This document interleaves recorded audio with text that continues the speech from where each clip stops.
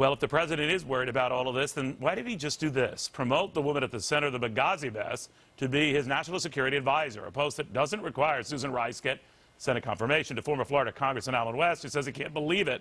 It is what it is, and Senator John McCain is among others saying, I'm not for this, but I have to work with her. I will work with her. So Republicans are kind of shrugging their shoulders saying, all right, we have to do what we have to do, but they're not happy. What do you see happening?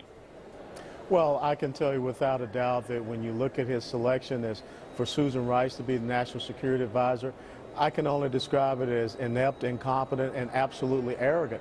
Because I believe when you talk about the lack of trust that people are now having in the president, for him to advance someone that lied to the American people and misled the American people, and we clearly know that, that's a reflection back on him and his character and also his judgment. And I think that's what we see happening. Colonel, do you think there's something more to this, though, that this was an opportunity for the president to say, you know, you Republicans, you're going to drag me through the coals. I'm going to drag you back. I'm going to make life difficult for you. You don't like this woman, and I like her. You think she's a scandalous liar. I don't.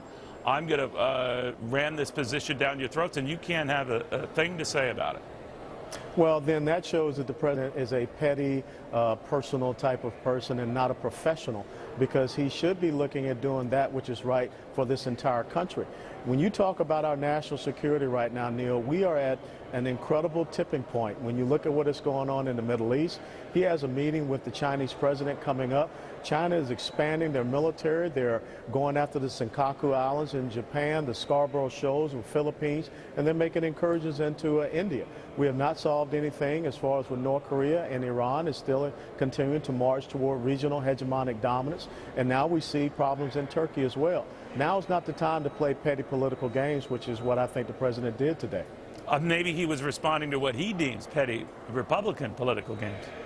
Well, Neil, I think that when you question someone that clearly misled and lied to the American people, that's not being petty. That's, asking for this government, which was supposed to be the most transparent in the history of this country, to indeed be transparent and to be honest and truthful with the American people. Look, we've got Victoria Nuland, who has gotten promoted. We've got the woman who was head of the exempt organizations that is now in charge of the IRS and implementing Obamacare. We've got the woman Lois Lerner, who pleaded the Fifth, and now she's on a taxpayer-funded vacation. Something is out of control in this administration. Do you think that we're in for just a long, hot summer of scandals and hearings, et cetera? I'm not saying it would have to be akin to what Watergate was 40 years ago this summer, but it might be close. Well, Neil, let me put this in perspective. Yesterday, you had all of the senior leaders of the United States military before the Senate Armed Services Committee talking about military sexual assault. They were being held responsible. They were being held accountable for what is going on in their respective branches. But yet, why do we not believe that the President of the United States of America, the Commander-in-Chief, is responsible or accountable for the things that are occurring in his administration? So this will continue to go on until the President takes responsibility and answers to the American people.